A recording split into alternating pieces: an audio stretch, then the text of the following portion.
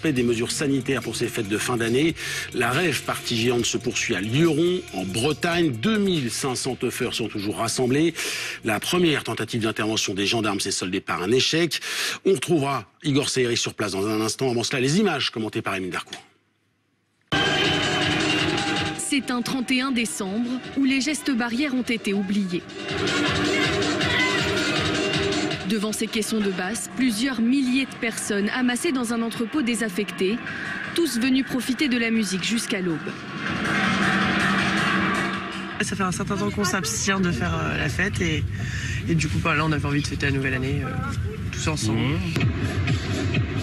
Plus tard dans la matinée, des centaines de personnes occupent toujours les lieux, bien décidées à continuer la fête, et la prise de risque est assumée.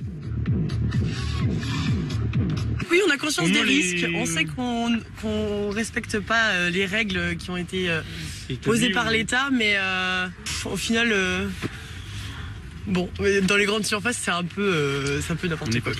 Il y avait beaucoup de monde, on s'est amusé, et oui, on a pris des risques. On le sait, on en a conscience, on fera gaffe après, voilà. Ça valait le coup, on a passé une belle soirée. La localisation de la rave party a traditionnellement été gardée secrète jusqu'au dernier moment. Et dans la soirée, des centaines de voitures sont arrivées de toute la France, même de l'étranger. Les gendarmes ont alors tenté d'empêcher les festivités, mais se sont heurtés à des actes de violence. Jets de pierres ou de bouteilles, certains fêtards ont même incendié un véhicule de gendarmerie.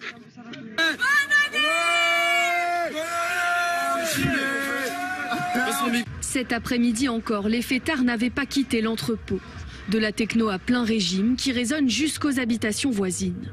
Vous voyez l'état des lieux, il y a des gens un peu partout, la musique dans les locaux. Au niveau du village, il y a quand même quelques habitations et ces gens-là n'ont qu'une hâte, c'est que ça cesse, quoi. Pour l'heure, la gendarmerie n'a pas reçu l'ordre de déloger les fêtards. Ce soir, ils sécurisent la zone et bloquent voitures et piétons qui espéraient rejoindre la fête.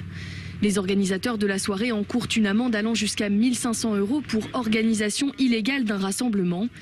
Les participants, eux, risquent une amende de 135 € pour manifestation interdite et une seconde du même montant pour non-respect du port du masque.